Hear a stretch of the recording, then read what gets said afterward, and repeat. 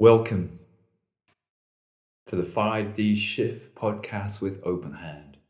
It's where we connect up into higher dimensions and work to illuminate some key aspects of the shift unfolding across the planet right now. And in this episode, what I want to look at is some key aspects of intervention that is blocking, holding, or limiting the emergence of humanity's consciousness, so we can illuminate it, so that we can expose it, and so that we can emerge from it. That is the key. Once you bring it into awareness, then you have the capacity to emerge at a soul level from it. And that is the purpose of this episode. Stay with me. I'll be back in just a minute. We've entered a pivotal moment in Earth's history. People in all walks of life are waking up and challenging the 3D shadow system. They're turning away from the fake stream, going inwards and igniting the passion of their soul. We're shifting consciousness into 5D. What does that mean exactly? How and when will it happen? Openhand is a higher dimensional ascended master consciousness, working to illuminate the pathway forwards through the stormy transition. But this is never about telling you the truth. It's about offering essential insights into the shift, tools, meditations, and spiritual practice, so you can realize your own truth. Because ascension to 5D is something only you can actualize for yourself. Get involved, explore, inquire, expand, liberate your soul.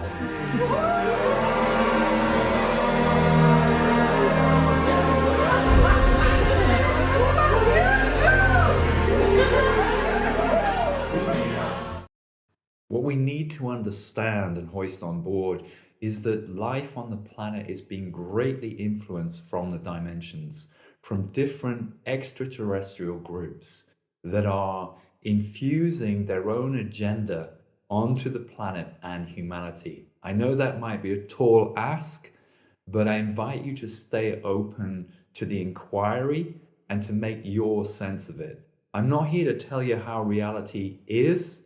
I'm here to offer a reflection, a framework of inquiry that other people in the Openhand community are also experiencing, and inviting you to explore how you might navigate this often complex interdimensional reality that we are incarnated into.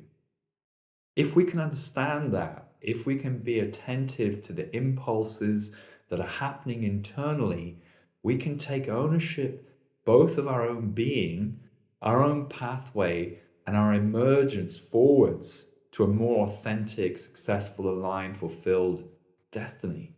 That's what we're here for. We can do it. We are going to do it. But we need to be clear about what we're up against so that we can illuminate it, break it down in our own consciousness, eject it from our being, and then follow an authentic pathway. That, I think, is a very accurate way, a summary of defining the shift out of this karmic intervention and into the new paradigm of 5D, 6D, 7D. The most important thing to hoist on board is that the aliens are not out there, okay? They may appear in UFO form from time to time, but often when you read of those stories, when you hear about them, it's often a distraction from looking in the key place where this intervention is happening, and you can work to nullify it.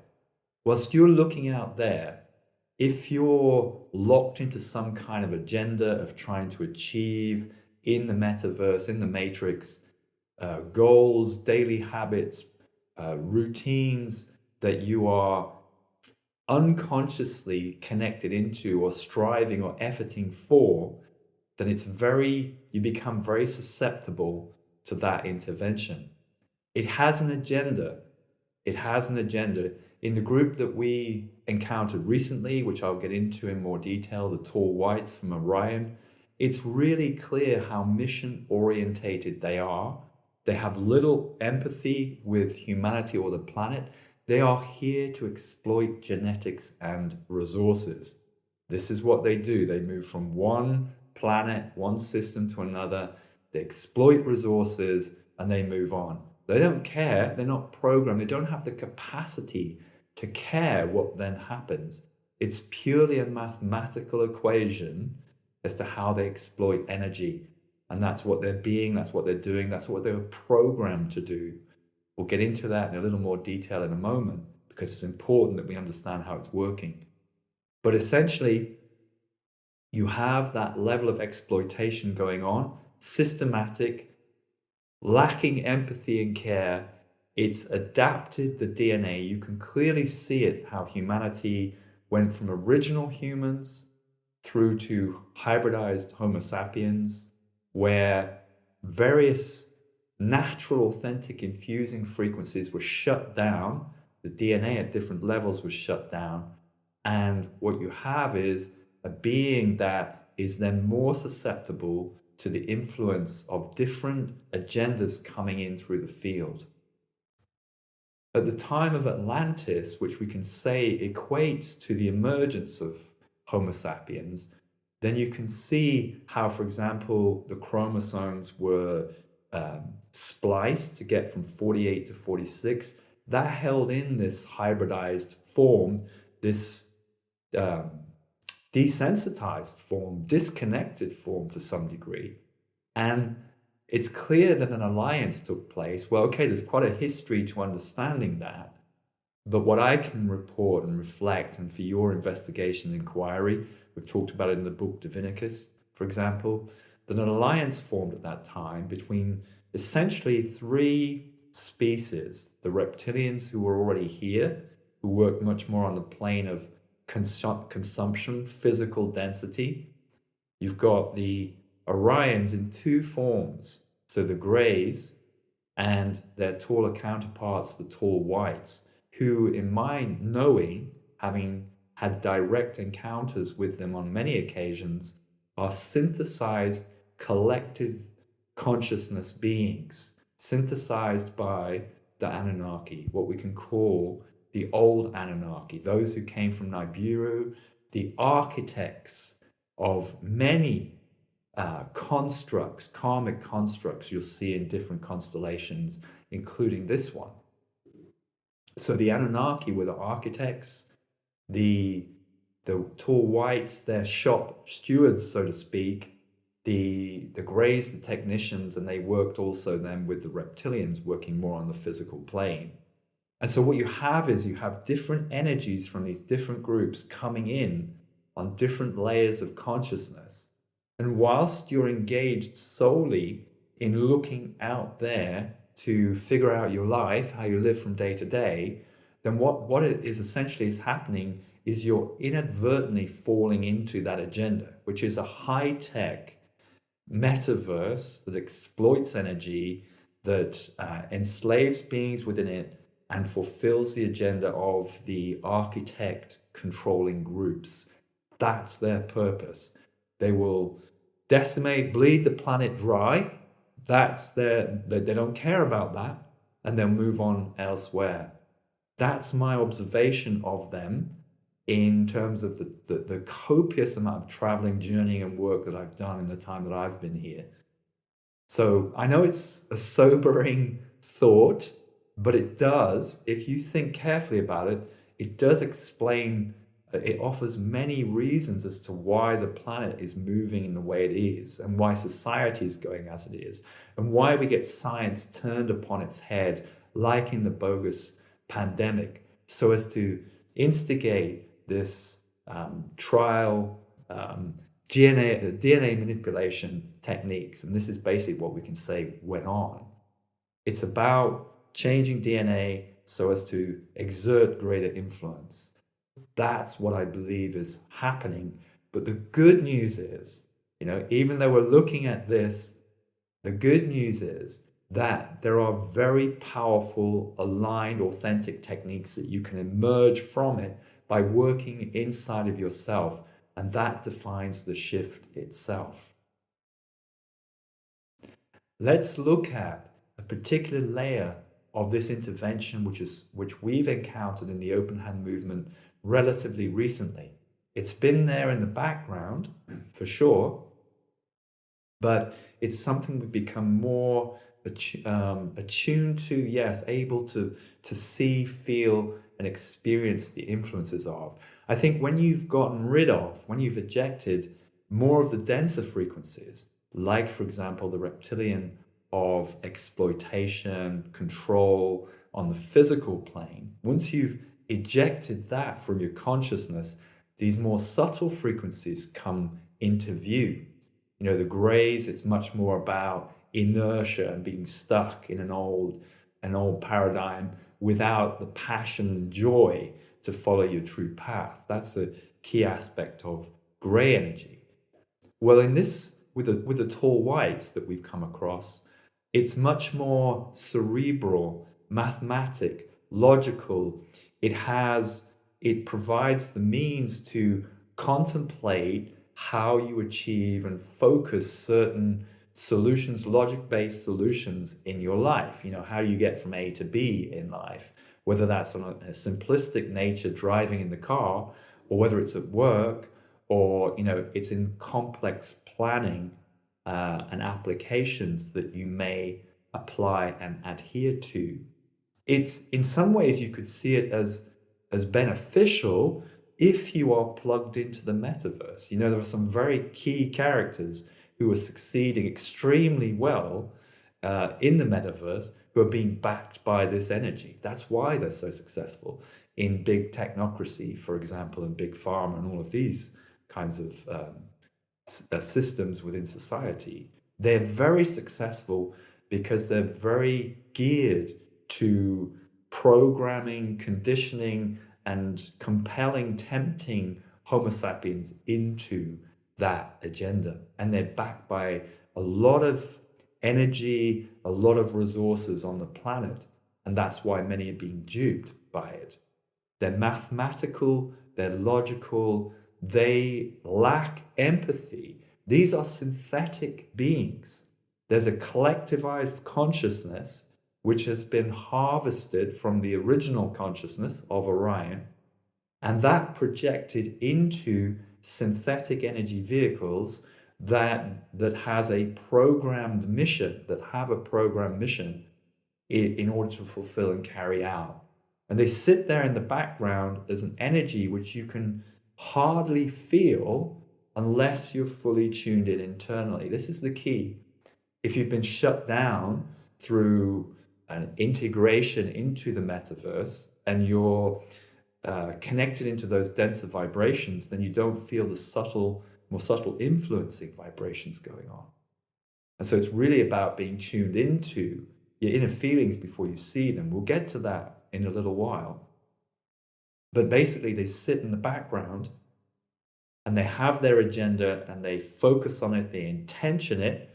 Beware all of the intentioning, a better outcome or a better reality approach, because the risk is to fall straight into that agenda. And also, similarly, working to use high tech to evolve the planet and humanity. Again, that's a part of their agenda. So the whole notion of free energy, there's never anything that's truly free. You're connecting into the torus and you're harnessing energy from it and you're bringing it into a particular system. Well, that has an effect, has an impact on the system. So it's never truly free. Again, this is another agenda that many in the mainstream are being pulled into inadvertently. So they have this, they're working at this planetary level, and in the ether, in the background, and the latest iteration of that is the bogus pandemic leading into the metaverse, which is a disconnected from the flow synthetic environment, which appears comfortable and cozy on the surface. But where is the impulse? Where is the guidance? Where is the connection with the divine and the natural movement with life and the passion and the joy of being a part of that? Where's that gone? To me, it's just vaporized, disappeared. And if you really question it, then you can see that it's a shadow of true, authentic, real life on the planet, connected with nature and the flow itself. So you have this layer of consciousness. It has the agenda of pulling humanity into a metaverse. It has no empathy because it isn't programmed to be able to empathize. It can't consider your interests or wishes or that of other sentient life. It's tremendously arrogant. It sees humanity and life as something to be controlled, manipulated, shaped according to their mission. This is what they're about. And they're powered, supported by mathematical views and configurations that you can take from AI. So they're also very adept and clever at shifting the dialogue and shifting the different machinations depending on how and where the freedom is moving. They're very clever at doing that. But fortunately, they are being called out in the alternative circles, or at least the agenda is. And that's very powerful. And I'm completely supportive and enthusiastic about the way that it's going. Now, we must ask the important question, well, that's going on out there, or rather, it's happening in here. How do I strip that energy out? How do I negate that interference? The crucial thing is on a daily basis, becoming a moment by moment basis, is that you're staying tuned in to the source of your power, which is your beingness, your authentic beingness, and coming forwards from there. So what the intervention has done is gotten people to put the cart before the horse, trying to achieve certain things out there and creating from a logical point of view. If I want to get to C, I add A plus B, so to speak, and I set that as my goal, what I'm trying to achieve. The soul doesn't work like that. Authentic creativity doesn't work like that. We are an expression of the divine, an expression of the natural torus. And as you express authentic beingness, then reality crystallizes around that and takes shape around it. So yes, we can work in society and do things. Yes, there are things that we would like to achieve, but they become the effect of what you are being. So it begins from beingness. And so it begins from the inner journey and the inner inquiry. And what exactly are you looking for? In any given moment, we could simplify and say there are impulses, infusions, expressions that come from the soul, and there are those that come from the ego, which has been programmed to fit within the system. If I can approach it in one of two ways. If I hit tightness, if I'm noticing I'm locked in repetitive patterns of behavior, for example, if I feel disconnected, I feel depressed, I feel out of alignment, I'm disconnected from nature, if I feel these things, if I feel tightness and triggering in relationship, then I'm reacting through the ego to this karmic construct. And I need to work at that level to break it down. So from that consciousness, I'm going to create disharmony in the external. And it might be very compelling to try to fix the external. But what I'm saying is that's the effect of this karmic internal. So it's crucial to confront that inside yourself. Where is the tightness? Where's the repetitive patterning? What is my attachment to a perceived outcome? And why does my consciousness, why do I feel I need that? And it's in that moment, you see, I'm disconnecting from the true source fulfillment of what I already am. It's just being me and sitting in that embodiment, which is the true beauty of life, and watching life shape from it. So when I'm invested, when I'm attached, I'm going to feel that contraction and I'm going to experience disharmony in the external. At that point, I need to ask, what am I attached to? Does it serve me to carry that baggage? Does it ever really achieve anything? Does it bring me fulfillment in life, being attached in that way? Or resisting a particular outcome, the transformation, the change in a relationship, for example? Assuming I decide no, it doesn't serve, I'm ready to put the baggage down and just sit within the unresolution. Now, that's a difficult thing to do, but if you keep working at it, you can master it. When you hit those moments of maximum inconvenience and unresolution, to sit within that and really breathe and soften and expand and unravel through it by letting go of the attachment, you come into the abode of the One. You come into the abode of the Taurus, the universal Taurus. Now, in that moment, you are interrupting, essentially. You're breaking the patterning and you're reconnecting the fragment of soul that was stuck in that conditioning. Just by sitting in it and accepting what's happening without trying to fix it, you can let go of your attachment.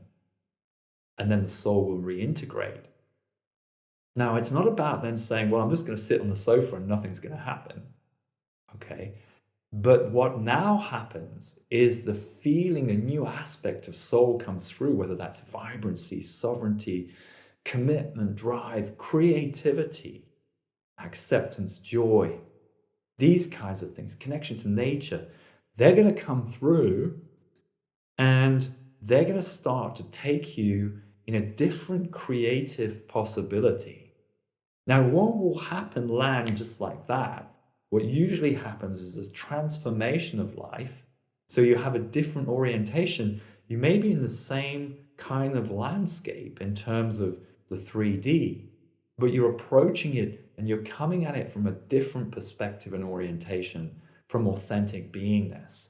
This is of itself is going to transform the nature of those engagements in relationships and where you work, how you live. You'll find that some activities no longer serve you, are not tenable, they will naturally break. But as they break, something new is going to come through. So the first aspect then to breaking it down is by watching the tightness and breaking that apart inside yourself, bearing in mind this is all consciousness. The external is a hologram of the internal. So when you transform the internal, you break down, transform the external progressively. So first watching the tightness, breaking that down, and then we can be paying attention to authentic beingness coming through too. That's going to have a massive transformational effect on the environment, on your landscape and what's around you. So it's watching for those frequencies that now want to instigate and ignite. And you can really animate those by following your creative passion just for the sake of creativity, connecting in nature, meditation, deep consciousness body work. Fasting is a good one because what it does is it causes you to internalize more, and it gives the body a chance for the metabolism to quieten so you can expand consciousness more effectively. Hot and cold therapy does very similar. It breaks the inertia of the old paradigm and the intervention down. So flexibility, flow, spontaneity, responding to freewheeling and a sense of soul coming through, these things are going to break it down and transform it. I'd like to talk about how the star being nations are helping us and a couple of key aspects of working to break down this energy more effectively and quickly inside of you. One of the things I noticed is that, for example, the tall whites block some of the star being frequencies, like the Andromedan energy, that of creation from sacred geometry. They block it by taking that creative consciousness and channeling it in a more logic-based, mathematical, end goal orientated way. So you're trying to achieve something with a star being frequency, which you may start to recognize as inherent in your being, is starting to create that way, but suddenly it's hijacked and you hardly recognize it's happening. If you're attentive in yourself, you can notice you're going into unconsciousness and just repetitive behavior. It's at that point we need to catch ourselves, stop, feel the consciousness that's constricting and break it down. They can be literally thought patterns, cyclical thought patterns running around in loops all the time, can be a conditioned way of doing things, always the same way as we did essentially yesterday. It can be intense focus, which pulls you out of the body. This is a crucial one. So being attentive to being in the body whilst you're engaged in, let's say, mathematical, logical, scientific kind of work. If you do that, if you stay centered and breathe right down into the lower chakras, and for example, the base chakra, then you have the capacity to strip that filter out progressively and unleash the star being frequency, which might, for example, have been the Andromedan frequency as one frequency. There are plenty, Lyran, the joy and pleasure of the Pleiadians, for example, Arcturians and others that come in on your soul ray frequencies. But if we focus, say, on Andromedan to begin with, well, how do they create? Well, one aspect is to create from sacred geometry. You literally see reality shaping and forming in that way, and by paying attention to it to some degree, then reality can shape in that way, but crucially align with the natural flow of the torus. So sacred geometry is one. You may just witness hexagons somewhere. For example, I picked up in nature some lovely connections with bees recently. And then I realized, well, they create honeycombs, and the hexagon is the huge, they work together, and honeycombs are a part of their natural habitat, and the hexagons are part of that. And several times I've experienced intervention by tall white energy in the dream time at night. I felt it like a sheath of energy around me, which was a subtle vibration, which could easily be mistaken for unity consciousness. But as I explored it, it felt like a very depleting energy. And I did two things. One, I animated through breath work the torus, which we're going to do fairly soon. I softened, breathed, exhaled into the chakras. Excuse me. I exhaled into the chakras and softened through them. This opens presence through the chakras into the torus, where this energy and a lot, if not all, intervention frequency cannot exist, cannot subsist in the torus, because it's too fast, it's too spontaneous, it's too flowing. And it rips apart control, which is what they effectively are. So it's a fantastic antidote to that intervention energy. So sitting in the torus, exhaling to the chakras, opening presence through them. And then from that place, it just became very natural just to visualize with sacred geometry, in this case, hexagons. I've just started seeing spontaneously, imagining hexagons around my space in golden light and encompassing the building. And I can tell you, in seconds, that interference was gone. And that was breathtaking. It was amazing to behold. I also got a lot of owl energy coming in. And as I paid attention to that seemed to help enormously too. Paying attention to nature then, connecting with it, and the sense of sacred geometry, and working with that in an authentic way, imagining, visualizing, feeling, and just seeing the beneficial impact that might have on your environment. So these are some techniques we can apply to strip that energy out. And then what happens is the soul begins to emerge from that. It's progressively breaking intervention down, and now it's expressing in a more authentic, aligned way. And so you're going to see your reality transforming as you go forwards. And the crucial thing then is to step into it and interrupting any neural pathways, any thought patterns, program behaviors that are getting in the way. Just break them down, interrupt them. Give energy to the emergence of soul consciousness and let your reality be informed from there. You can still engage in society. Yes, I'm not talking about complete detachment from it at all. I'm talking about coming at it from a new authentic way of being. You will find it transforms. You will find what happens in your environment changes, and you'll find you create from a different place, and you may then leave certain activities behind, a job, a career, or a relationship may change or transform, or you may change location, form new connections, a new way of creating. More and more star souls, we can say, are waking up to this on the planet. And so we're infusing a lot more energy into the shift. And that is something you can call upon, because we're progressively transforming and stripping that old consciousness off. It has no future to it.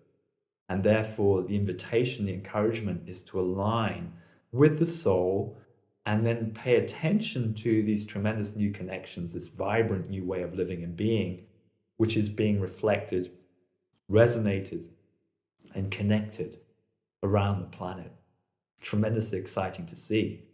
But the work still has to be done in order to realize, to actualize it in your life. And it is a daily practice. You can't sleepwalk into 5D, the new paradigm. It's a daily practice and an honest, authentic commitment to following the soul. And with that in mind, I'd like to do a basic meditation. It's based on Kriya. It comes out of Himalayan practices. It's aeons old, but we've adapted it for, here at Openhand, we've adapted it for, let's say, modern day living in society. I'd like to undertake this meditation with you. It's only going to be a brief insight into how we work within Openhand. And if you resonate with it and it works for you to some degree, I'd encourage you to come and dive in to the coursework, seminars, retreats that we do, because it's something we do on a frequent, regular basis. Let's start by breathing then. Inhale, exhale. Well, inhale through the nose, exhale through the mouth.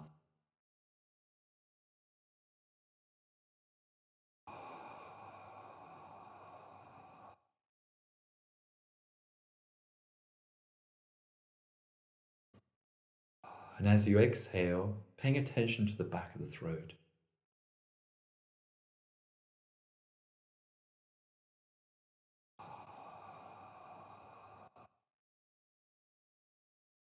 It'll help to close the eyes. I've got my eyes open to guide.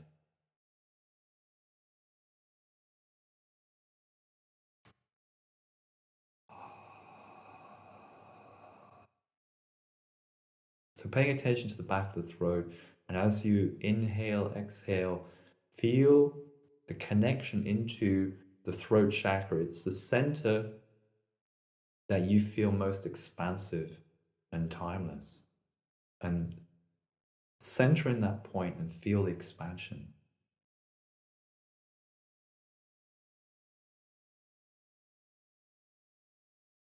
And then close the mouth so you contain the sense of energy more.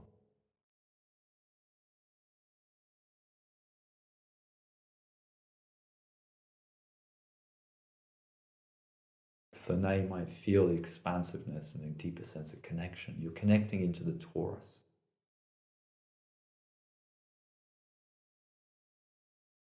Now as you inhale, inhaling upwards through the third eye and the crown. But as you expand through the crown, notice there's a natural boundary. It's like you're sitting within a sphere, and that's intuitive. You inhale up, you expand through the third eye and the crown until you reach the sense, the intuitive sense of your outer field boundary.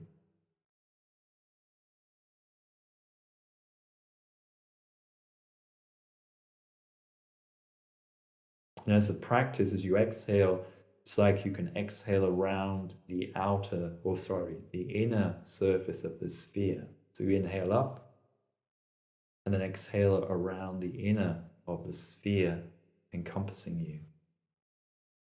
It's your toroidal field, interconnected with the flow. Interconnected with the flower of life that all sentient life has.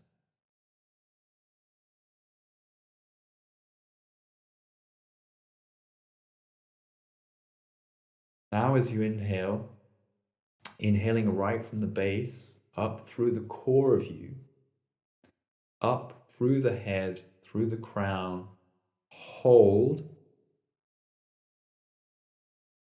then exhale back down through the core of you. This is the vortex of the torus.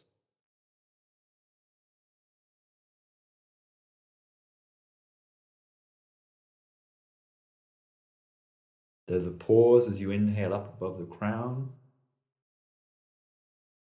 and as you fully exhaled in the base.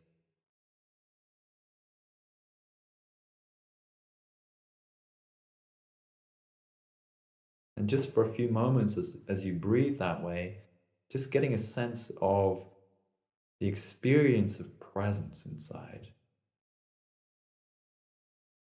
It's like a completeness and emptiness, complete self-acceptance, a sense of belonging. I call it the sacred ground.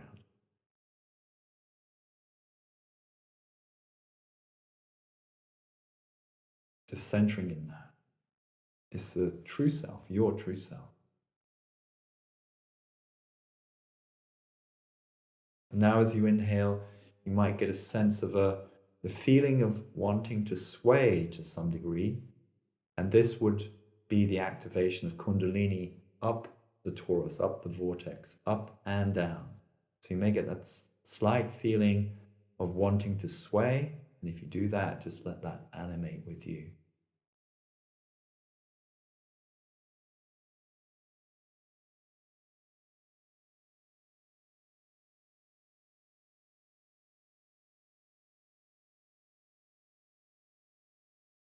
Now we're going to open into the chakras, into the vortex, through the various dimensional layers of your being to infuse your soul and be clear about only your soul may enter, nothing else. Only your soul may enter. You're claiming fully your multidimensional sovereignty. So we're going to inhale up above the crown and progressively exhale down into each of the chakras and hold the breath a few moments. Feel the opening, feel the presence, feel the connection. To the 8th chakra above the crown. Inhale, hold. Crown, exhale, hold. Softening, opening, ejecting anything that doesn't belong. Let your soul come in. 8th, inhale, hold. 3rd eye, exhale, hold. Softening, opening, ejecting anything that doesn't belong. Let your own soul come in. 8th, inhale, hold. Throat, exhale, hold. Softening, opening, ejecting anything that doesn't belong. Allowing only your soul to come in.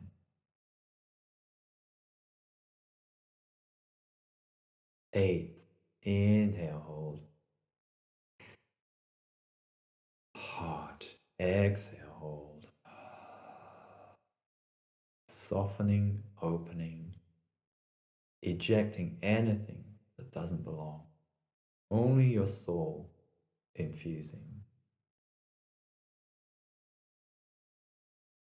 8th, inhale, hold. Solar plexus, exhale, hold. Softening, opening, ejecting anything that doesn't belong. Only your soul consciousness infusing.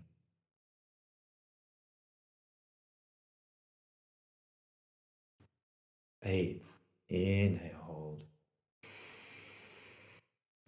Sacrum, exhale, hold. Softening, opening, ejecting anything that doesn't belong. Only your soul consciousness coming. 8th, inhale, hold.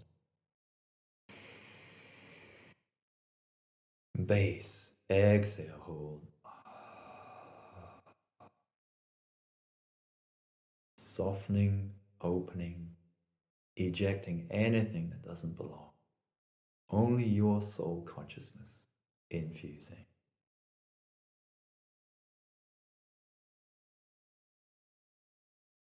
And now regular breathing, inhale up, exhale down, staying centered, connected in your sacred ground of being and the feeling of that, the connection with the source, with the torus, the sense of well-being that now your authentic soul can flow more freely from that place, expecting that reality can transform beneficially and authentically aligned with your soul, and positively stepping into it.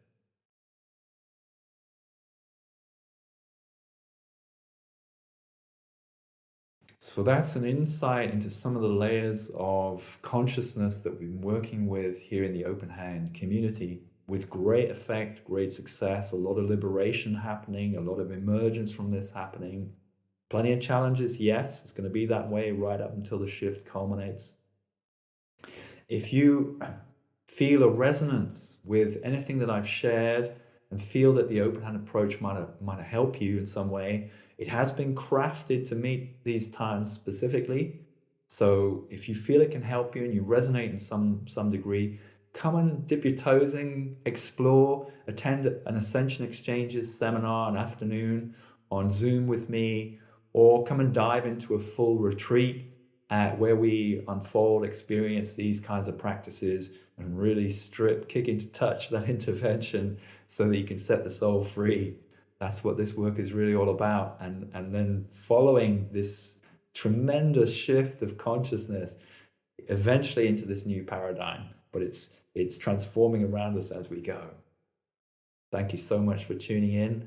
I celebrate, honor everything that you are. I am positively thrilled, enthused by this tremendous emergence that's happening on the planet right now. It is awesome to witness. Thank you for your involvement in that. Namaste. Been inspired? Then get involved with the revolutionary work of Openhand. Join us on seminars and retreats, online and terrestrial, for groundbreaking meditations, illuminating self-realizations, and plenty of fun. It's all supporting the great planetary shift of 5D consciousness. Join kindred spirits today. Visit openhandweb.org.